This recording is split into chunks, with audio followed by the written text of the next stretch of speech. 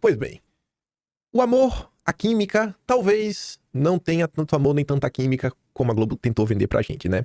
Diante aí daquela fala do Trump no plenário da ONU, lá em Nova York, no dia de ontem, e eu fiquei muito feliz de ver isso daqui, não apenas pelo conteúdo, né, do vídeo, das falas, tanto do Greer, que é quem realmente está discursando, e do Bensett, que pede a palavra só para acrescentar, né, porque no final de semana eu fiz questão de dar bastante destaque a uma matéria que foi publicada no Valor Econômico, que é um relato do discurso do Greer numa convenção aí de conservadores nos Estados Unidos, onde ele desenha tudo, não tudo não, né, que aí também é demais, mas ele desenha alguns pilares, alguns conceitos, algumas diretrizes que deveriam ser levados em consideração se você quer criar uma sociedade verdadeiramente conservadora. E ele mostra que não precisa separar a ideologia da economia, não precisa separar a política da economia. A economia, ela tem que servir à sociedade, ela tem que servir ao povo. E parece que foi isso que ele fez ontem aí, em sua fala, repercutiu na imprensa toda. Eduardo Bolsonaro postou ali o vídeo, eu não vou dar play porque tá em inglês, né? Enfim, mas dá pra ler e a parte principal a imprensa transcreveu.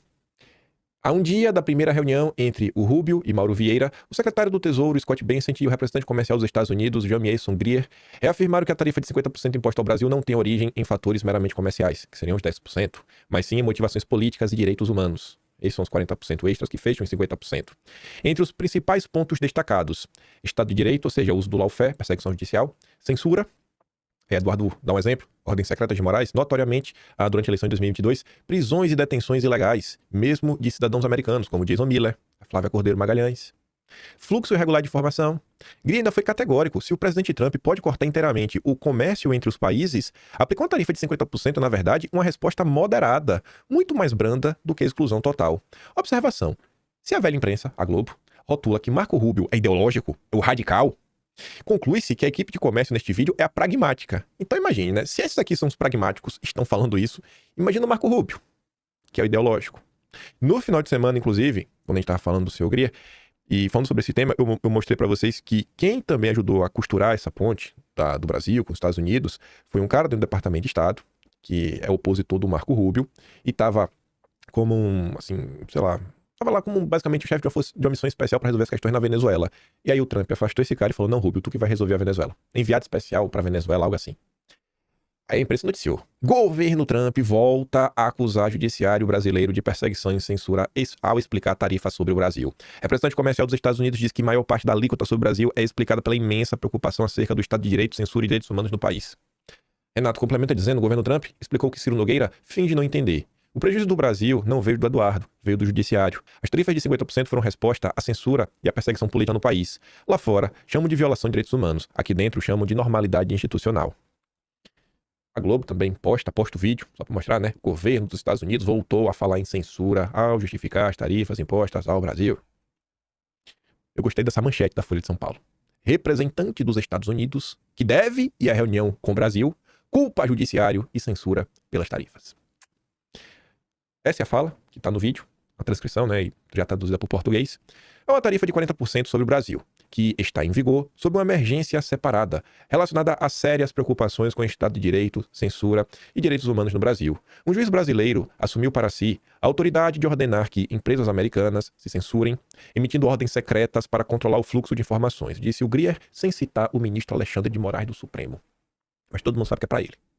O secretário do Tesouro, Scott Bessent, complementou a resposta, enfatizando o caráter político da tarifa. Aspas. Há também preocupações com o Estado de Direito no tratamento de opositores políticos no Brasil e com a detenção ilegal de cidadãos americanos que estavam no país, disse Bessent, também sem mencionar o nome de Bolsonaro, mas referindo-se ao que vê como perseguição a ele. O secretário ainda referiu-se à detenção do ex-assessor do Trump, o Jason Miller. Bolsonaristas levaram o governo americano à preocupação com mandados de prisão emitidos por Moraes contra Flávia Magalhães, uma brasileira com cidadania americana. A declaração de Greer foi dada durante um período de aparente distensão nas relações entre Estados Unidos e Brasil. Uma aparente distensão. Essa distensão aí, não sei se ainda teve. A gente vai saber. Nas próximas horas, nos próximos dias, a gente vai saber o que é que realmente tá rolando. Aí a imprensa brasileira mudou um pouquinho o tom, rapaz. Como vocês poderão ouvir. O Vinícius postou aqui esse lindo recorte da CNN falando, ó, sentiu?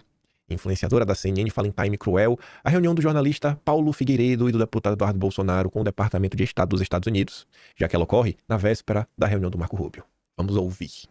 A apuração bem interessante, especialmente pelo timing. Olha o que aconteceu. O deputado federal Eduardo Bolsonaro e o jornalista e empresário Paulo Figueiredo tiveram reuniões hoje no Departamento de Estado dos Estados Unidos. Como eu disse, é uma apuração do analista Caio Junqueira, está no site da CNN. E aí, por que é tão importante essa notícia? Eles se encontraram, eles foram se reunir lá no Departamento de Estado, que é comandado por Marco Rubio.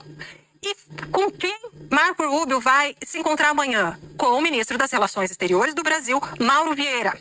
E aí, a CNN, né, o Caio Junqueira, Paulo Figueiredo disse estar otimista com a perspectiva para esse encontro. Qual encontro? O encontro entre Mauro Vieira e Marco Rubio. Aí, o Caio perguntou se Paulo Figueiredo tinha alguma informação sobre o que Rubio colocaria na mesa com Vieira.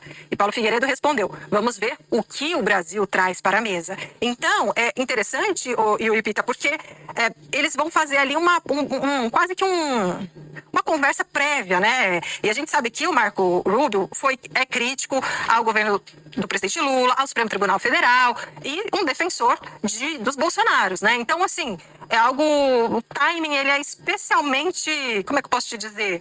Ele é especialmente